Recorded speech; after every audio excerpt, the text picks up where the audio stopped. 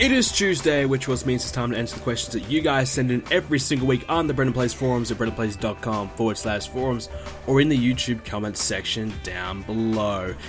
Well, we're coming off a pretty good week of Monday Night Raw. I really enjoyed this week's show, which is surprising because I really was not looking forward to it at all. But it surprised me. A few twists and turns on the show really made it interesting. So we've got a lot to talk about Monday Night Raw and a few changes to the upcoming Payback pay-per-view as well. So we're going to get into that. We've got a lot of questions this week, a lot of questions from you guys, so we're going to be answering all of those, and of course we're going to have a little bit of a gaming discussion and Universe Mode talk as well. But before we get into this week's show, I want to let you guys know that we are now on Stitcher. And what is Stitcher?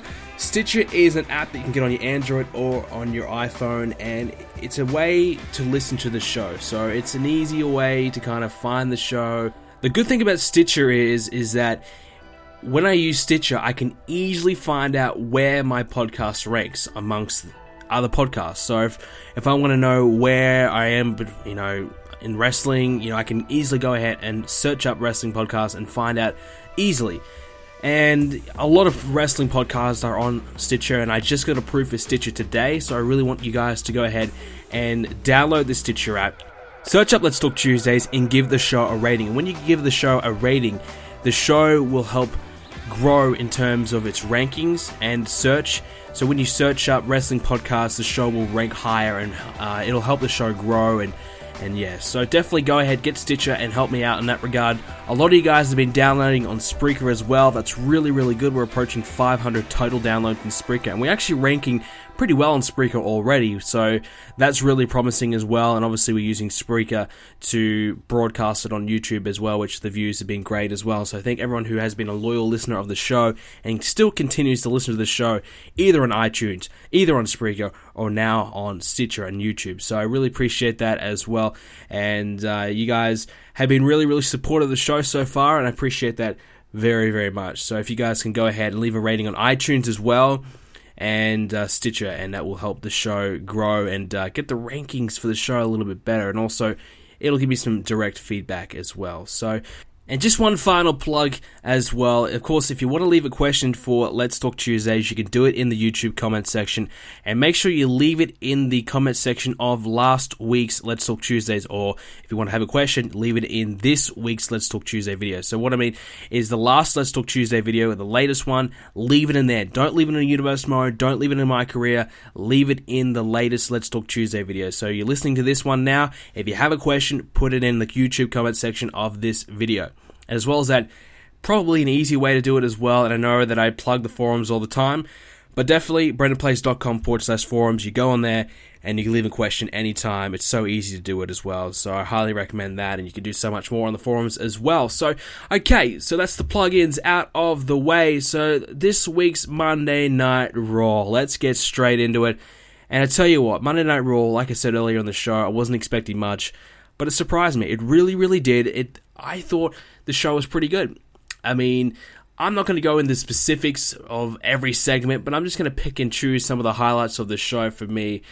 So, basically, to start it off, Monday Night Raw, I actually enjoyed the opening promo, and Seth Rollins getting frustrated, and, I'm really liking Seth Rollins as the champion at the moment. I think he's certainly improving a lot, and he's getting over as a heel. I mean, obviously, they're booking him as this chicken shit heel, and he can't win anything by himself, but the WWE kind of does that with everybody. But I think Seth Rollins is kind of making the best out of a bad situation in that regard. I think he's, certainly playing that role very, very well. So I think he certainly suits that, and definitely he's playing that role really good. So Seth Rollins, look, the whole Randy Orton, Roman Reigns thing as well. I mean, the opening tag team match was good.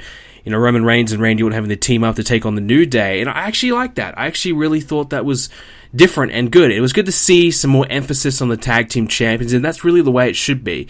Because if you're having to team up, really, shouldn't the hardest tag team you can face be the tag team champions? And it's nice to know that we haven't had a Big Show and Roman Reigns match for, 2 weeks now, so that's really nice. And I don't even think, have we had a Kane and Roman Reigns match? I don't think so. So, I mean, it probably could happen on SmackDown. I don't care if it happens there. But at least on Raw, we're kind of Kane and Big Show free at the moment, which is really, really nice. But obviously Kane cutting the promos, but where's the Big Show? We haven't seen him, so maybe he's having a few weeks off. Yeah, that's that's definitely great. Hopefully he has a couple of months off.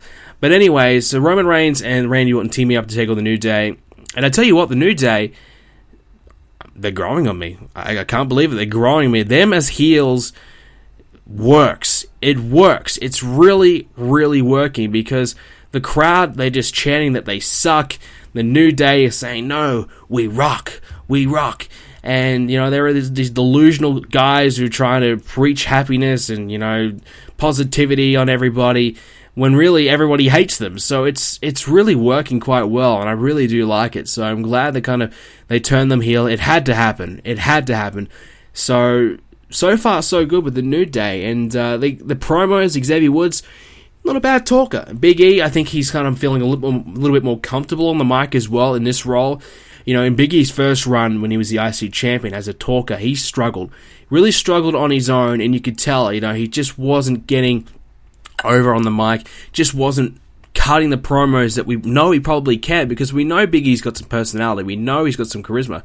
We see him all the time on the Twitter, on the Instagram, doing all these, you know, goofy, quirky videos that he used to do, and it's entertaining. So we know Big E can entertain, and when he's naturally himself, it works.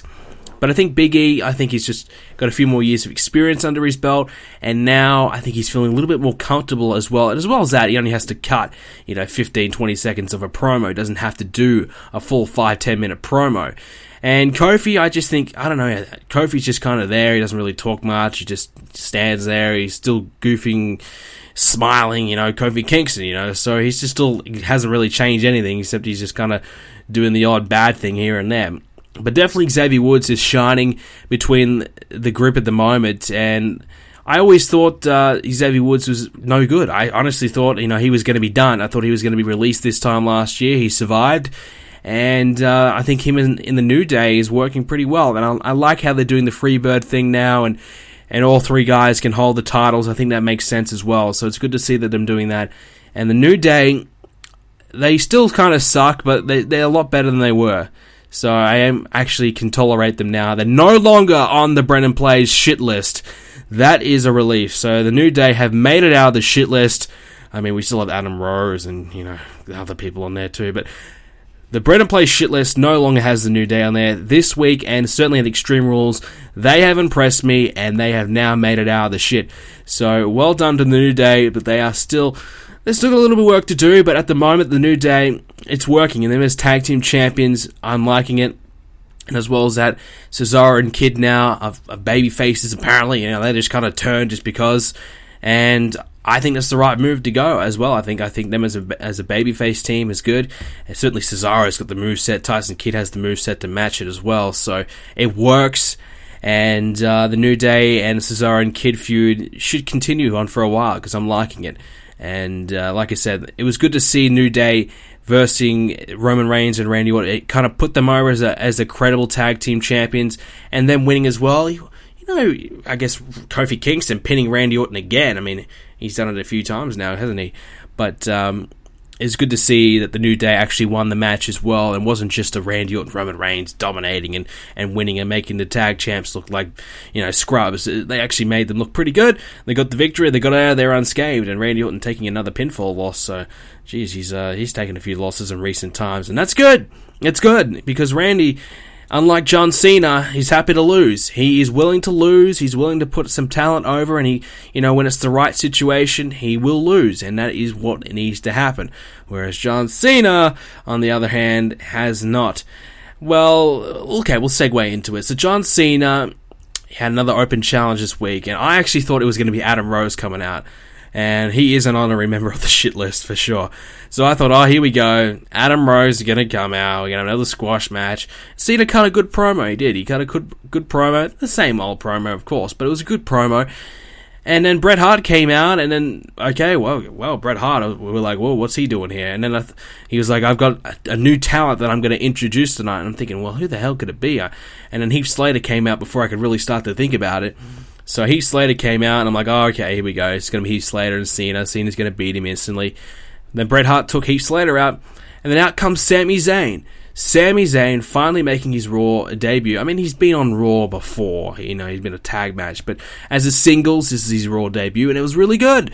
Great match, and I think Sami Zayn looked really good tonight. And I'm kind of surprised that Sami Zayn kicked out an AA. I really am.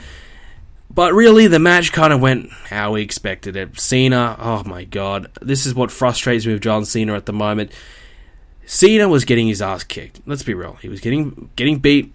Sami Zayn hit that spinning move. I can't remember the name of it, so I apologize. But he hits that big move on Cena, hits his signature, and Cena's down. He just kicks out. What happens next? Cena gets up, hits the stunner, and hits the AA like nothing fucking happened. 1, 2, 3, game over. Sami Zayn beat. To me, that is frustrating because Cena just got hit with this big move. Sell it! Sell the move! Why? Why can he just get up, bang, hit an AA, it's over, just like that? It's happening way too much at the moment with Cena. And, before he at least, had the 5 moves of doom, at the moment, he's taken the 5 moves of doom out, he's just got the 1 move of doom. He's just going, bang, AA, game over, see you later, match done. Frustrating, because Cena, he'll get his ass kicked for the whole match, and then all of a sudden he hits the AA, it's over. It's so frustrating at the moment. And I like John Cena as a wrestler, I like John Cena as a person, but just at the moment he's frustrating me with his finish to his matches. So, look, it was a good match overall. I thought Sami Zayn looked good, and I think he had a very impressive debut. Obviously, he hurt his shoulder, and that's pretty concerning to see that. I mean, didn't he just come off from an injury as well? Just come back from an injury. So now he's possibly injured again. It looked like, I don't know if he dislocated it, I don't know. But looked like he did certainly hurt his shoulder. And I heard he's got a big match coming up with Kevin Owens at the next NXT TakeOver event, so I don't know the situation there, and I don't know if he's going to be on the full main roster as well. I don't know if it's is this just a one-night only kind of thing, or is he going to finally move up to the main roster? If you ask me, I think it's probably time to move him up. I mean, have him lose to Owens on NXT, and have him move up to the main roster. Just let that be his final match on NXT, because you've already debuted. He's been debuted. Might as well put him up now. It might as well keep him there. Right idea to put him in Montreal. That was the right idea to debut him at this city.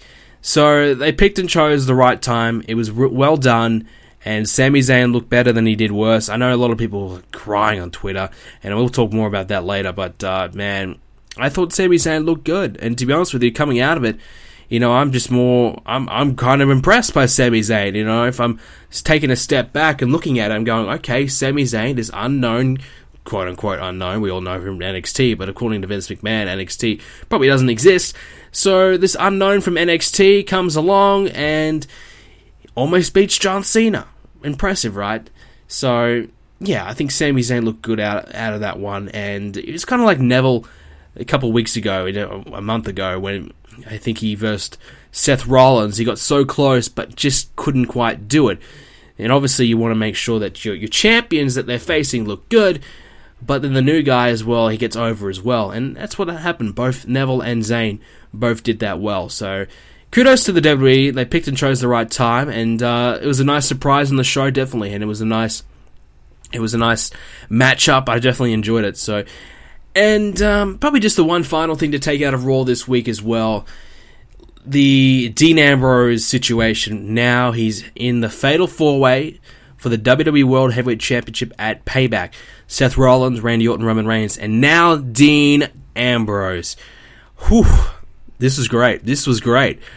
I tell you what, when I heard Dean Ambrose, Seth Rollins, if Dean wins, he's going to get in the title, I said to myself, Dean's not getting in the title match. Come on. There's no way Dean Ambrose is getting in the title match, because Dean Ambrose, this is the guy that had a match at Luke Harper on pay-per-view last month. Yeah, it was a mid-card match. He was alright. Then he was a first round exit in the King of the Ring, and now all of a sudden he's getting a WWE World Heavyweight Championship match. What? So it's been a bit of a turnaround for Dean Ambrose, and it's been a great move. I mean, why not? You already have a triple threat. What's one extra guy going to hurt? It doesn't. And now Dean Ambrose getting in there, it adds a little bit more excitement to the match as well. Dean's not going to win. Let's be real. Dean is not going to win. Seth Rollins is still winning the match. But Dean getting in there, and also means all Shield members in one match with Randy Orton. This is going to be good. This is going to be really good. I think this match is going to be one of the better matches of the year. Obviously, Fatal 4 matches are hard to pull off and hard to make really exciting and hard to make match of the year contenders, but this one really could do it. I think this is going to be a really exciting one. But obviously, the match is Dean Ambrose. He beat Seth Rollins, and when J&J came out, I said, oh, here we go. J&J going to interfere. Seth Rollins is going to sneak away with the win, but it didn't happen. Dean Ambrose, he took out J&J, he countered Seth Rollins, and got the pin. Got the win. Unbelievable. Really, really good. Exciting. I popped for it. I was sitting back in my chair going, no way, no way, no. Whoa, okay. So it was really, really good. And Dean Ambrose getting in there, like I said, just makes it more exciting. I thought Roman Reigns, Seth Rollins, and Randy Orton was going, yeah, this is pretty good. But now you put Ambrose in there as well. It's kind of like, wow, this is going to be really good. So I'm looking forward to it. And obviously, the other match confirmed at the moment for Payback, Cena and Rusev. Can I just say Rusev's done? I'm just going to say it now. Cena has killed off another potential great talent, just like that. Rusev, I don't know, man.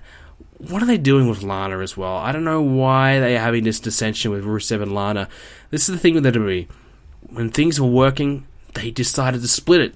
You're not allowed to get over. If Lana's getting over, no, it can't happen. It cannot happen. You got to have the mean, big, bad heel looking good. You can't have the two, just embracing it. There's got to be dissension between the two. And it's just, I don't know, man. It's just frustrating, I guess. I think Rusev and Lana are a great combination. And I wonder, how far can Lana really go on her own? I mean, she's not a wrestler. Are we going to try and force her to wrestle? I mean, come on. And Rusev, I'd really like Rusev. I think Rusev and Lana, that pairing, I would have thought, okay, have Rusev look really, really good, take like 3 AAs to beat him at WrestleMania, and then have a rematch, and Cena gets lucky, and then Rusev moves on, start to build him up, have him have a feud with a couple upper mid-card guys, then have Rusev beat him, and then have Rusev move into the main event. Now, Rusev's going to get beat. He's going to quit at Payback. Well, I honestly see Lana going on the mic and saying, Rusev quits, he quits. Just like, what was that pay-per-view where Lana kind of... No, it wasn't the pay-per-view. It was on Raw. Okay, it was on Raw where Cena convinced Rusev to get the match because he had him in the STF, and Lana said, he quits, please, he'll give him the match. Please stop the hold or whatever. It's going to be the same thing, but this time Lana's going to be like, he quits, stop the match. And the referee's going to stop it. That's how I see it going down anyways. If worst case scenario, Rusev's going to go, I quit, and it's over. If he quits, he's done. It's simple as that. And I honestly see there being absolutely no way John Cena quits. He never quits. His whole gimmick is never give up. How is John Cena going to possibly quit? He's not. It's over. Rusev's going to lose. And I honestly seeing Rusev just floundering around the mid-card, joining the likes of Bad News Barrett, joining him, joining Luke Harper, even a Sheamus, just those guys. They'll have the little feud here and there, but they're not just going to do absolutely nothing. It's a shame. It really is a shame because Rusev, I like him. I think he's really good. I think Rusev could be a top-level heel. But Cena, I just get the feeling that Rusev is on his way down, and it's all thanks to Cena. I just think having Cena beat Rusev for the title was a mistake. Yes, we're getting these open challenge matches, and he's defending the title all the time. That's good. But I just think Rusev, he's just struggling now, and it's just, it's hard to watch. It's hard to watch Cena and Rusev because you just know in the back of your mind, Rusev is just getting... I'm not going to say buried, but he's certainly getting pushed down the totem pole a little bit now that he's getting beaten by Cena, and he doesn't look unbeatable anymore. It just makes him it's a little struggling to watch. Rusev now, I think, could be destined to be in the mid-card for quite some time, like I said, so that's hard to watch. Okay, so that pretty much does it for this week's Monday Night Raw. And before we get into your fan questions, I just want to talk about my game of the week. So what is BrendenPlayz playing this week? So this week, we got a couple of new games. We got some new games, and you guys saw on my channel yesterday, I uploaded Battlefield Hardline as well, so I hope you guys enjoyed that one.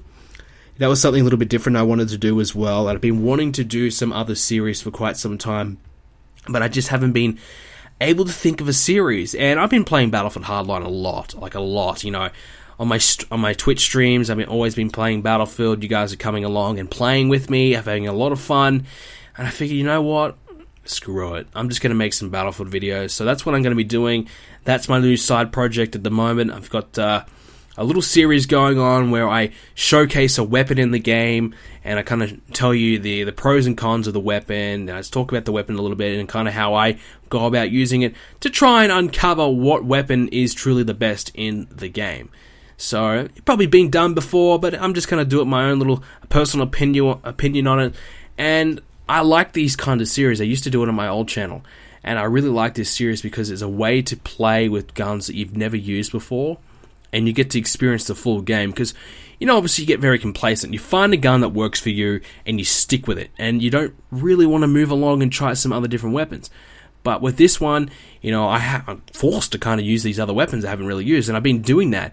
And I've bought weapons that I have never used before, and I'm going, wow, this is actually a really damn good gun, and now using those weapons more often. So for that series, for that part of it alone, I'm really liking that, and I think the series, I'm not expecting views, I'm not expecting rapid subscribers, but I'm hoping that you guys get on board with it, hoping you guys enjoy it, and kind of just give it a go. And, you know, I'm probably going to do one a week of that, and it's obviously not going to interfere with my universe more and my career. If anything, I'm going to kind of do that as a double upload day, like I did when I did upload. I did a My Career early in the day, and then later on I did a Battlefield video. So when you see a Battlefield video, it might be like a double upload, or maybe even a triple upload day. I was going to do a triple upload day the other day, but I didn't get around to the third one. But certainly I want to try and get some more videos out for you guys, and put a bit more variety on the channel. And a lot of you guys have been asking for variety, so I'm going to try and do that.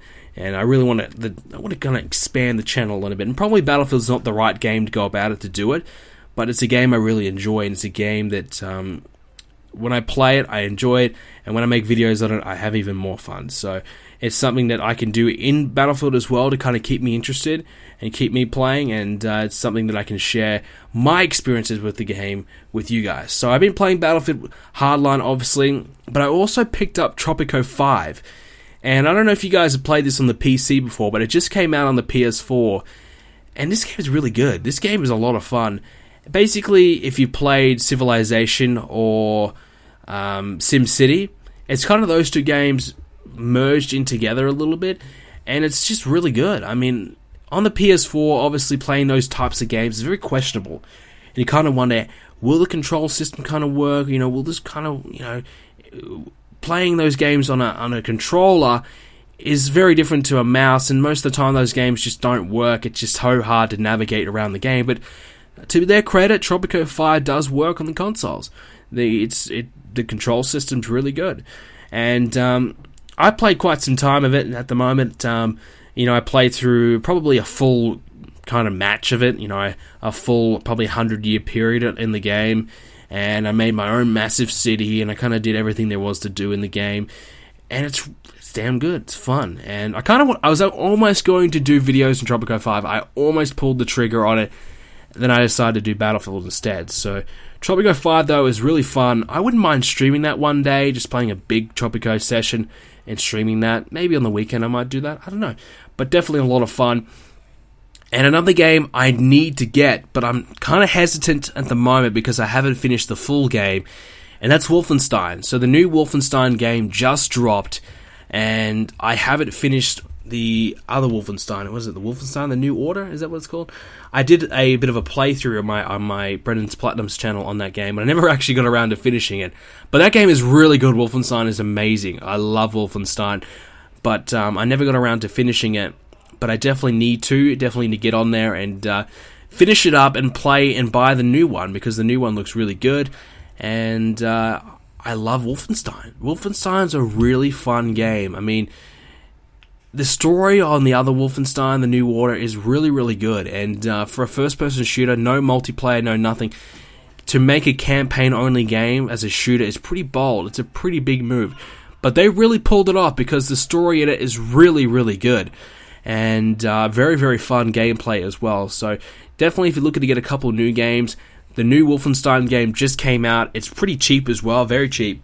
Because I don't know if it's like a full... It's not a full game. It's kind of like a standalone little add-on. But I don't know how many hours you'll get out of it. I haven't looked into it, so I'm probably saying maybe 10 hours out of it. And for the price, that's kind of worth it. So definitely I recommend that one. I'm definitely going to get it. I don't know if I'm going to get it before I finish the other one, because normally I just buy the game, download it, because it is a big download. It's 40 gigabyte download.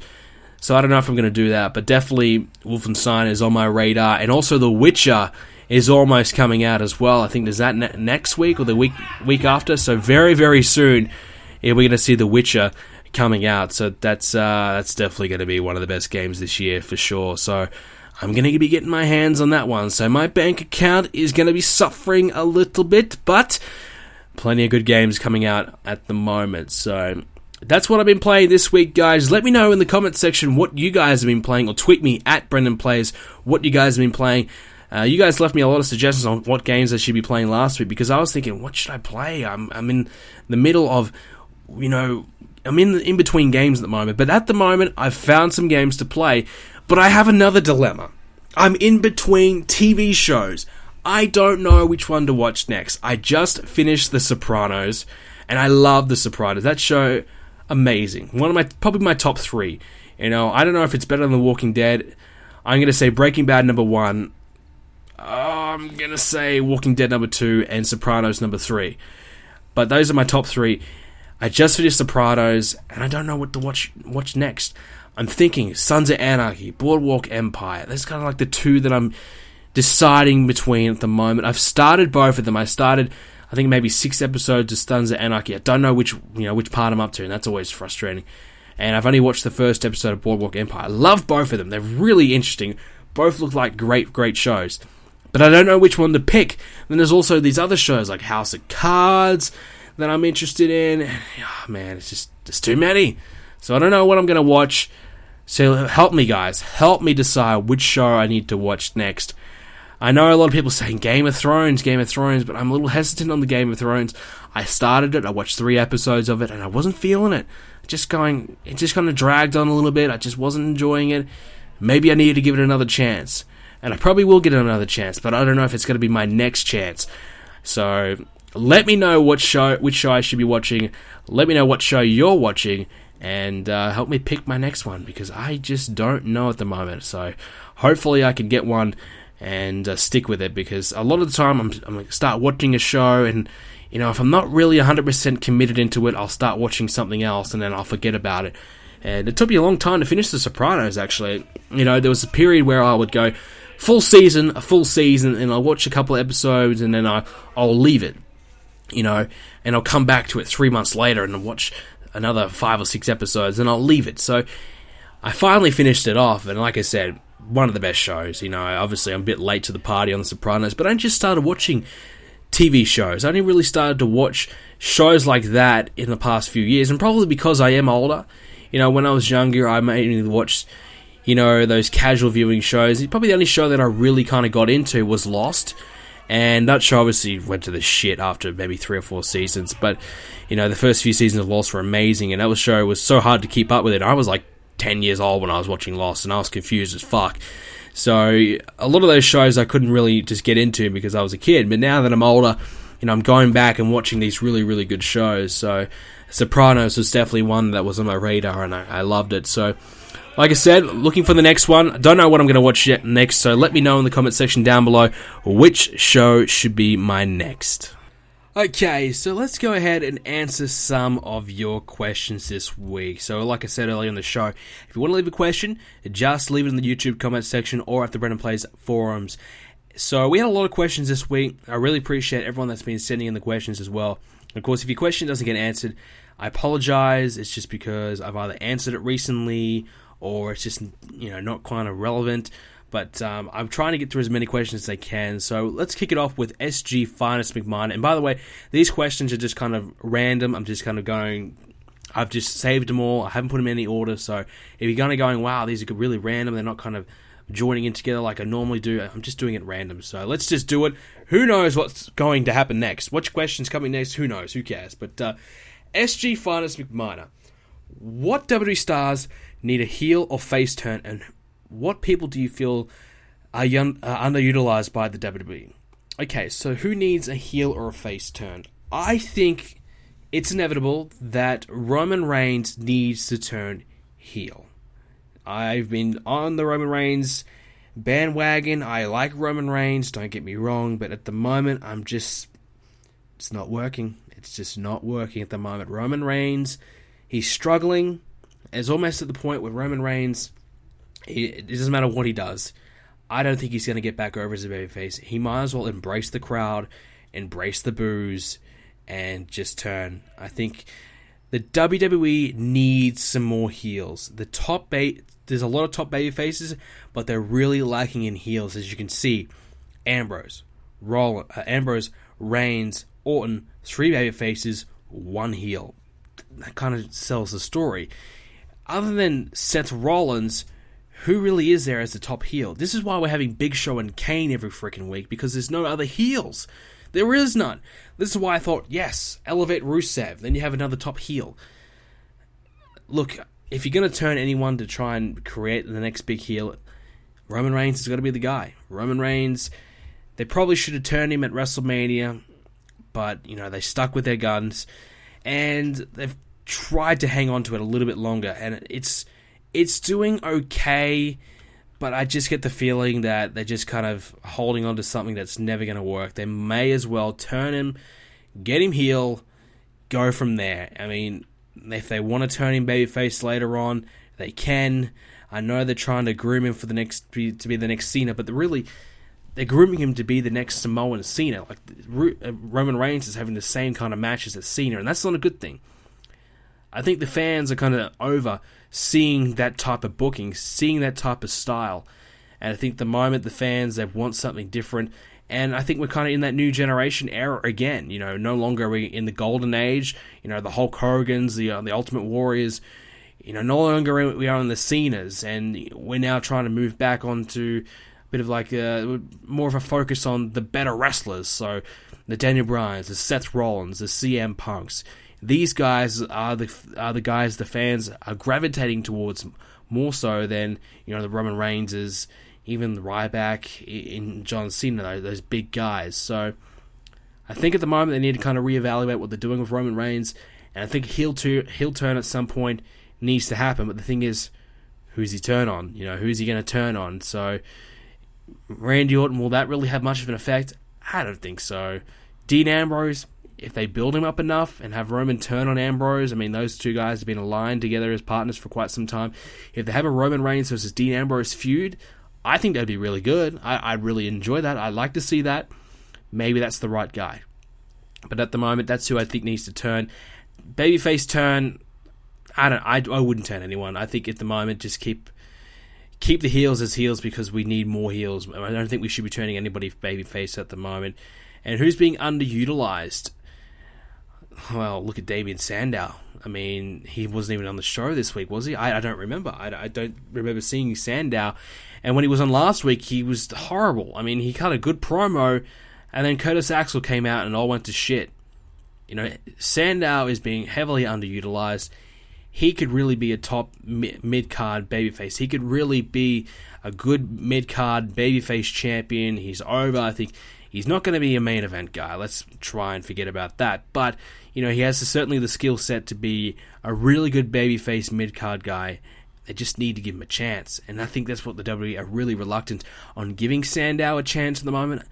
I don't know why. I mean, Sandow has been getting over time and time again, but they just seem to really not want to push the guy, and that's a real shame. Okay, so next question comes from Sty Orgeris. Do you think Bray will win the feud with Ryback? Sty thinks he should. Man, I think either guy really needs to win. I mean, Ryback hasn't had that many wins on pay-per-view. Bray Wyatt is just coming off a loss against The Undertaker, so Bray Wyatt probably does need the win. This is one of those feuds that we saw with Ambrose and Bray Wyatt last year, with both guys really needed the victory. That time Bray Wyatt went ahead and got the win. But are they building Bray up to be anything? I mean, I just forgot Bray Wyatt even existed. I was just talking about the top heels. Bray Wyatt is one of those top heels, but I just forgot about him. That's how irrelevant Bray Wyatt has really been in recent times. He's struggling. And ever since Bray Wyatt lost his Wyatt family, he's just been going downhill from there. And I think the only thing really to save Bray Wyatt, in my opinion, is to give him the Wyatts back and give him the family back, because they can do his dirty work for him.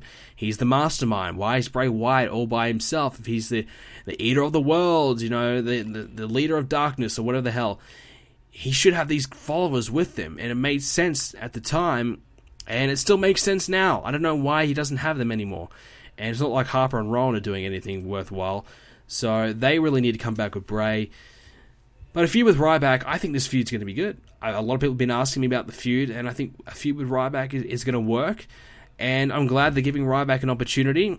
I mean, Ryback cutting a bit of a humanized promo again tonight, and I didn't mind it. So the crowd were I think the crowd were trying to shit on Ryback for a little bit, but then he's kind of got them back on his side, saying, you guys can, you say whatever the hell you want, or whatever. I don't know, I can't remember what he said, but, he did whatever he said to get them back. So Ryback, he certainly improved a lot in that regard. I think his promos are good. I just think Ryback's voice just doesn't have really the voice for a promo, but, for what he does, he's good enough. Man, I like Ryback's promos. I'm biased. I'm a huge Ryback fan, but I do like Ryback, and, I think Ryback does deserve an opportunity to be a main event guy, and I think he will be one day. But I think he just needs some of these feuds with the Bray Wyatts. I still think a Rusev and Ryback feud would be good. I still don't know why they never pulled the trigger on that at WrestleMania instead of Cena, but okay. So, Ryback needs these feuds. Should he be winning them? Probably, but so should Bray. It's a flip of the coin. Can you book a way to make both guys look good at the same time? Yeah, you can. Can the WWE creative team do it at the moment? Questionable. Next one comes from Jason Marshall. What did you think of Sami Zayn's match and with Cena, and when do you think he'll be on the main roster full time? Pretty much answered this one before, but when will he be on the main roster full time? Well, the shoulder injury is very concerning at the moment. Is he 100%? I don't know. Is that going to put him out on the shelf for a while? Maybe. But I think you can't just have Sami Zayn debut like that and just forget about him for another 6 months. Bring him up. It's time. He's done everything there is to do in NXT. Finish up with Kevin Owens. Bring him to the main roster. That's what I say. Why wait? I mean, they've only brought up Neville and the Lucha Dragons.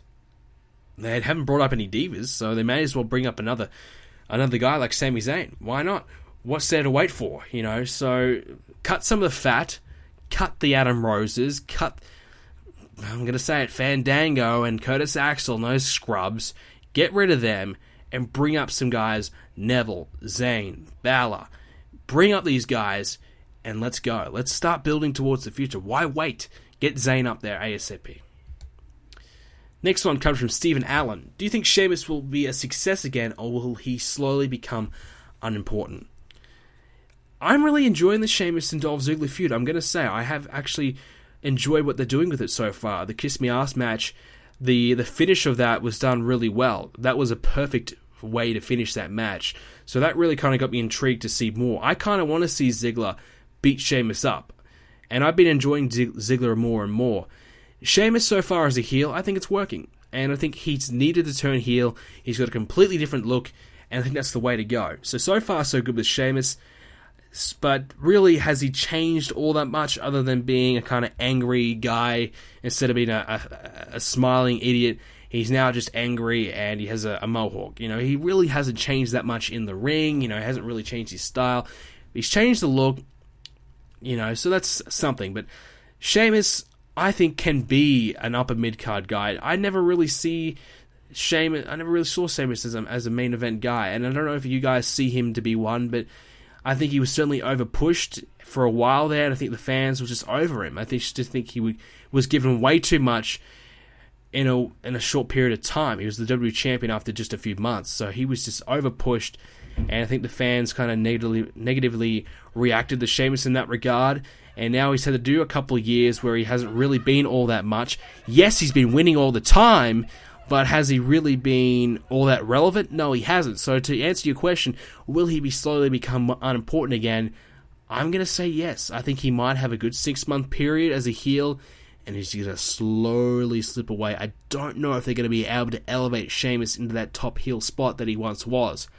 I just think the way he looks right now, I just think he screams kind of like that mid-card area. I think he might be Intercontinental Champion at one point this year, and I wouldn't mind seeing that. I wouldn't mind seeing him have a run with that, and that's surprising coming from my mouth because I've really hated Sheamus. Sheamus was on my shit list for quite some time, but now he's out of it, so we'll see how he goes. I'm going to give him a good chance, and I think Sheamus, can be something. We're just going to have to wait and see if they're really going to, if the crowd, responds to that. I think the WWE are going to push him very heavily regardless of what the crowd think of him, so I think we're going to see a lot of Sheamus this year anyways. Next one comes from Joe Levy. Do you think Neville has a future in the main event scene? No, I don't. I don't see Neville as a main event guy. His size, his style, I just don't think that's main event. I just don't. I look at that and I see this guy, he's a great performer. He has all these exciting moves. But he's a guy you want in like the Intercontinental Championship. This is a guy you want to give that belt to. This is a guy that I'm going to say like a Shelton Benjamin. He does all these amazing moves, incredible. But Neville's promo is dreadful. I mean, it's horrible. I haven't heard that many of them, but that's for a reason because it's pretty bad. So Neville doesn't have the talking ability. But definitely he's incredible in the ring, don't get me wrong, but I just don't see him being a main event guy.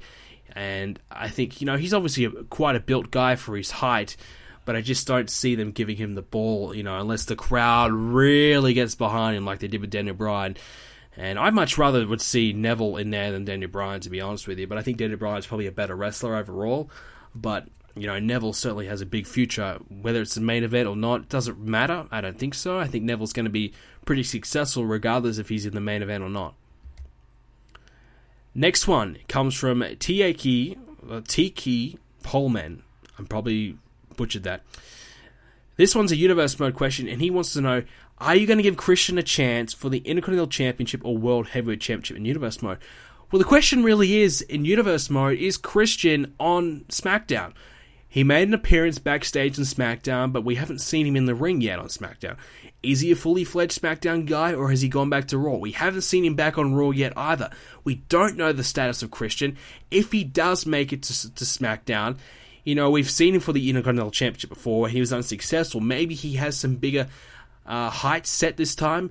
Obviously, Jericho's the world champion, so I'm thinking Christian may want to have some say in that. Maybe Christian will want to try and work hard, win some matches to get himself an opportunity for the World Heavyweight Championship. I can't see Christian wanting to fall back to the IC Championship just quite yet. I think Christian, if he does come to SmackDown, he'll have the World Heavyweight Championship set in his sights. And we have another Universe Mode question. It comes from Rachel Fortune. And he wants to know, how do you change the music for Universe Mode?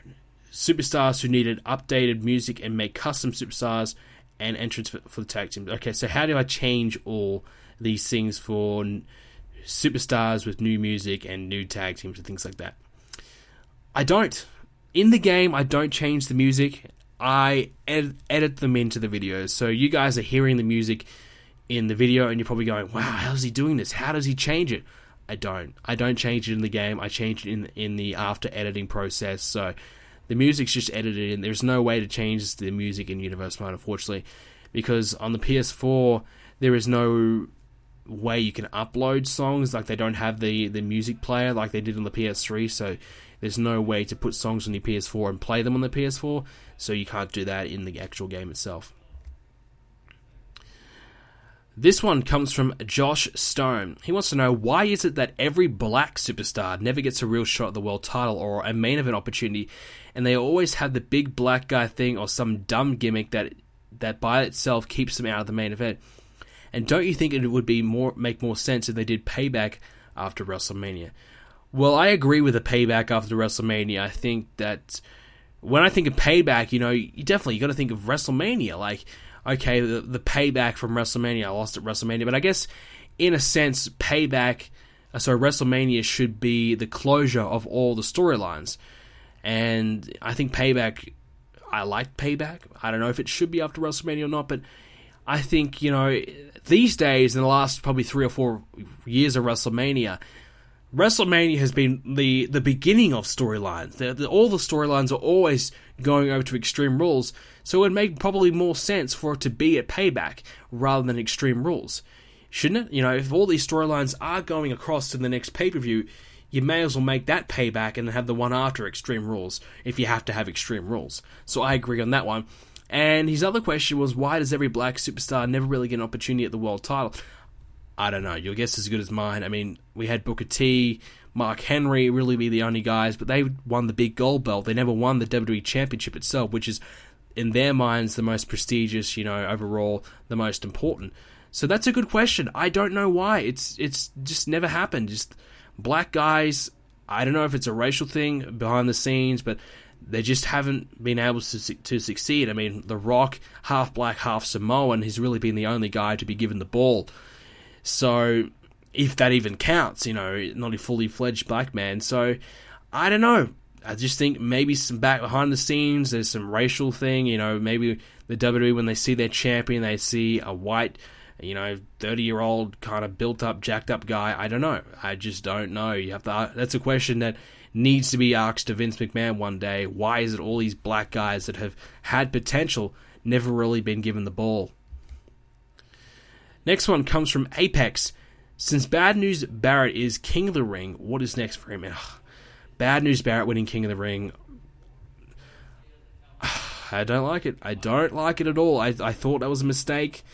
And what did they have him do on Raw? They had him come out and they had him a useless tag match, cut some crappy promo, how he's the king. It's just redundant at this point. I'm over it already. And I'm not a fan of Barrett, so maybe it's just because I don't like him, but I just feel as though Barrett, as King of the Ring, is just going to lead to nowhere. I mean, how long is it until Bad News Barrett gets injured and he's on the shelf? How long? 2 months, 3 months, 2 weeks, maybe. Bad News Barrett is a guy 6 months on, 6 months off. You just cannot invest money into him because he's just going to get injured. He's too injury prone. He's made of glass. So I think you're better off giving a guy like a Neville, or I thought Ambrose should have been the pick for me. Or even, hell, I know Sheamus has already won it, but geez, at least he would have done something with it better than Barrett, I think.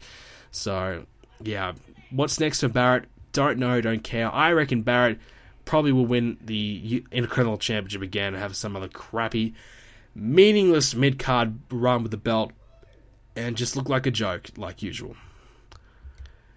Next one comes from Milan. What is your favorite finisher of all time? I think at the moment, since growing up and watching wrestling from 2005 onwards, I always loved the Tombstone Piledriver because the Tombstone Piledriver was a finisher that when it was hit, the match is over. It's done. When Taker hits that move, it is over. Nobody's kicking out of that. But also, I really do love the RKO, and it's growing on me more and more and more as Randy keeps adding in these awesome RKO maneuvers that he's been doing, because the RKO can be hit at any point, any time, and there's so many great, amazing ways to do the finisher. So the key to a finisher is you need to be able to do it on everybody. So, and the RKO can be done on the Big Show. That's kind of the benchmark. Can it be done on the Big Show? So obviously Taker can probably do it to the Big Show, the Tombstone, but most guys wouldn't be able to do it. But the RKO can be done on anybody, and it has that element of surprise, and it can be done in so many different ways. So it never really feels the same all the time, and he can always keep making it look fresh and keep reinventing the move over and over. So I think that, to me, the RKO is definitely one of the better finishes because of that, because it can be continuously changed and altered to be different. And that's something that so many finishes are hard to do. How many times can you do, how many ways can you do an attitude adjustment differently? How many ways can you do a tombstone differently? There's only a set amount of ways, but an RKO, we saw a different one at WrestleMania, and then we did it again in a steel cage. So he's done it over and over again. He's reinvented the move. So for that alone, I think the RKO, for me, is definitely one of my favorite finishes. This one comes from the mercenary Roman Reigns. If you were a wrestler, who would your tag team partner be, and what would your finisher be? if I'm wrestling, I want Brock Lesnar in my corner. I want Lesnar as my partner. My favorite move is the gut wrench powerbomb. That's my favorite wrestling move, so I would probably try and do that. But I also love powerbombs as well. I love the Batista bomb, just a standard powerbomb. The last ride was awesome as well. So probably a powerbomb. I'm obviously not a big guy. I'm not a 6'3", fucking 265 pounds. So that's not going to be me. But I don't know if I could actually pull that off. But I'd like to think that I could one day. If I was going to be a wrestler, I probably would want to be that. But definitely I want Brock Lesnar in my corner because, why not? Brock Lesnar is unbeatable, and we can both be the beasts. Okay, next one is another one from Apex. Can WWE save the careers of Curtis Axel, Jack Swagger, etc.? So, yeah, I forgot about Jack Swagger, and I guess that's how, irrelevant he's been. But Axel, Fandango, they're actually trying with Fandango. Axel has revived himself enough. Heath Slater, he's doing something here and there, coming out and getting bitched out every week, but that's what Heath Slater's good at. So, but guys like Jack Swagger, Adam Rose, man, I would just cut them. Jack Swagger obviously has the size, has the presence, but he's done. He's a failed experiment, and on his own, he just can't do it. They had him do the big Rusev feud, but after that, he never really did anything else, because that's all that Jack Swagger could possibly do. As a US champion again, nobody wants to see that. IC champion, nobody wants to see that. Tag team guy, been there, done that with Cesaro. Nobody wants to see that. Nobody wants to see Jack Swagger anymore. I certainly don't. If they cut him, I don't care. So some of these guys that are on the out, just kick him out the door. Bring these NXT guys up. Fill the void. There's some roster space available. Fill it with some NXT guys. Don't keep trying to re-push these guys that should be cut. And that's the thing with the WWE in recent years. They keep trying and hanging on to these guys that should have been cut long ago. They keep trying to re-push guys like Swagger, Fandango, Adam, Bad News Barrett. They keep trying to push the same guys over and over, even though it's just never working. And even a guy like Dolph Ziggler, he's been around for 10 years, and has he really reached his full potential yet? I don't know, but they keep trying to push him and keep trying and trying. When really some of these guys, I don't think Dolph Ziggler, by the way, but I think some of these guys like Swagger and Adam Rose and whatever, just kick him out the door, let him go. Next one's from WWE234. Do you think Lana will have a singles career soon? I hope not. Having Lana split from Rusev is a big mistake. Lana's getting over. I think she's kind of like a babyface now. She's kind of like this poor, quote-unquote Russian lady who's stuck with this big bad Russian guy, and the crowd kind of feels some sympathy for her. So for that, it's kind of working. She's getting over, but you split her from Rusev, then what? She's going to wrestle? Can she? I don't even think she can wrestle. She might be training, but, then we might have another Eva Marie on our hands. A hot, beautiful woman can't wrestle for shit. So, I don't know. I would personally keep Lana as a valet for somebody, but who do you put Lana with next? That's a good question. I don't know. I think just keep her with Rusev. It makes sense for now, unless you do come up with a long-term plan with her. I know they have big plans for her. They want her to be this big top diva, but unless you have a fully laid out plan that looks good, makes sense, just keep it with Rusev. Don't screw up what is already working. That's the thing with WWE. They always want to fuck with things that are already working. Just keep it. If it's working, why touch it? Why try and alter it? Just keep it. So, next one from the mercenary Roman Reigns again. What are your thoughts on people saying, Sami Zayn was buried? Fuck you, WWE, after Cena defeated Zayn. Look, if you think Cena buried Sami Zayn, you're an idiot. Sami Zayn was made into a star tonight.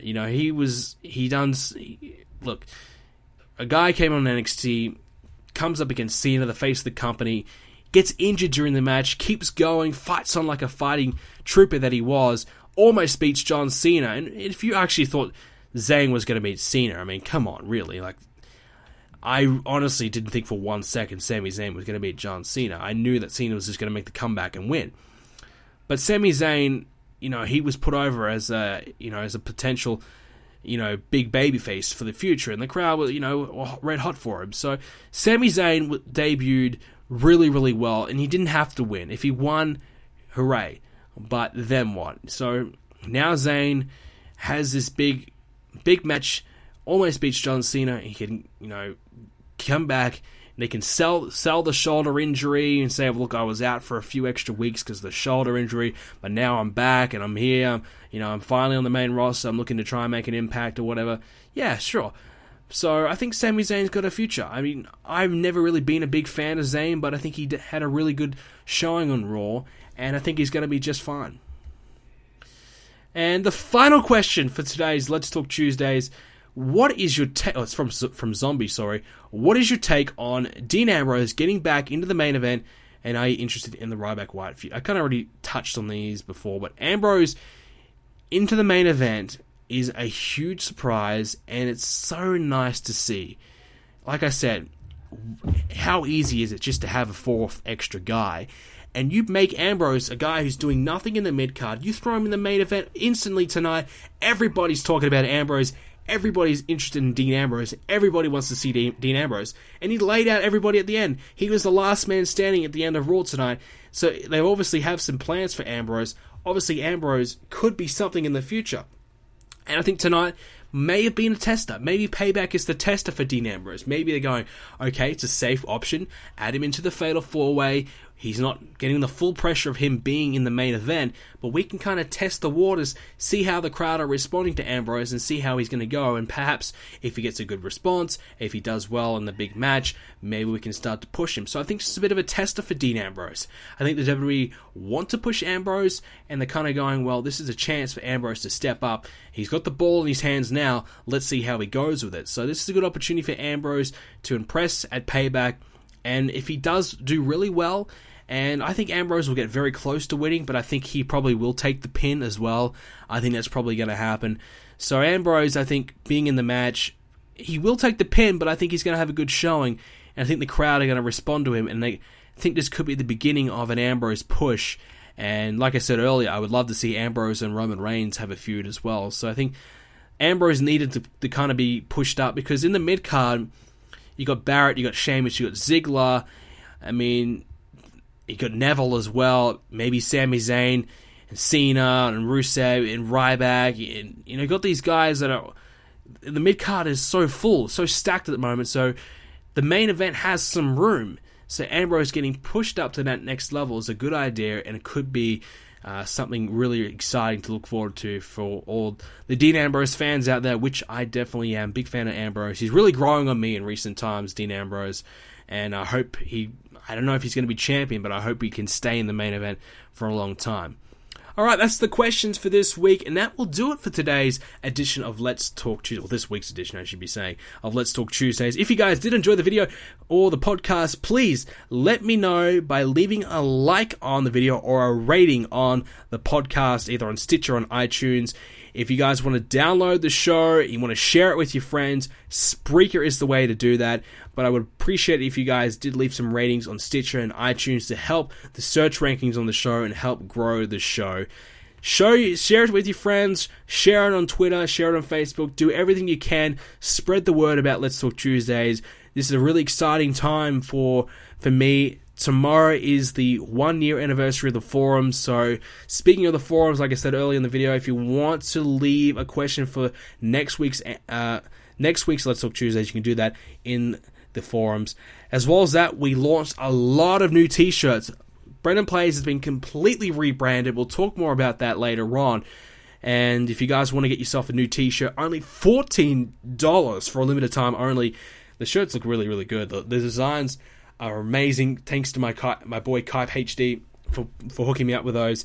Really, really good designs. Really, really good quality shirts. And I'm really looking forward to sharing the shirts with you guys. I want to give away a t-shirt for a Let's Talk Tuesday listener. So I don't know how I'm going to do that yet. If you guys have any ideas and suggestions on how you'd like the shirt to be given away, maybe I can give away a shirt to somebody who leaves a rating on iTunes or on Stitcher, and I'll randomize it, and whoever let's say number 4, the fourth rater gets the shirt, you know. So I'll randomize it. Maybe I'll do that. Put all the names in a hat and randomize it, and whoever gets it, gets it. Maybe I can do that. So we'll talk more about that next week. As well as that, I'm going to be doing a podcast type show as well to celebrate the 1 year anniversary of the forums. I'm going to do that this weekend, and I'm probably going to upload it to YouTube and iTunes, the same place that you'll get to see Let's Talk Tuesday on. So I'm going to do that. So if you see another show on the weekend, you're going, what is this? It's the extra podcast show to celebrate the 1 year anniversary. And that is basically going to be me talking about the forums. But I'm also going to be answering a lot of generalized questions as well, so it's going to be worth a listen, even if you guys aren't on the forums, which, by the way, you should be. Even if you haven't been a long-term member or you're not on the forums at all, you don't really know the ins and outs of it, you know, it might be a good way to learn about the forums a little bit, learn a little bit more about what I do, and yeah, you might get yourself involved. So even if you aren't on the forums, I think you will get something out of it, so definitely check that out. That's going to happen on the weekend. So yeah, 1 year anniversary of the forums tomorrow. We're going to be celebrating that by having a Hall of Fame on the forums. So basically, a couple of members that have been amazing on the forums, putting some amazing work, will get recognized for their great work on the forums tomorrow. That's going to be exciting. So definitely, if you're not on the forums, BrendenPlayz.com/forums is the place to be. And yeah, so Let's Talk Tuesday. So far, so good for the podcast. Like I said earlier, thank you so much for everyone that's been supporting the show, and you can do that by spreading the word. Subscribe to the channel if you haven't already. Leave a like, leave a rating. You guys know what you got to do, and I'm going to stop rambling. I'm out of here. Thank you guys so much for listening, and I'll see you all next Tuesday.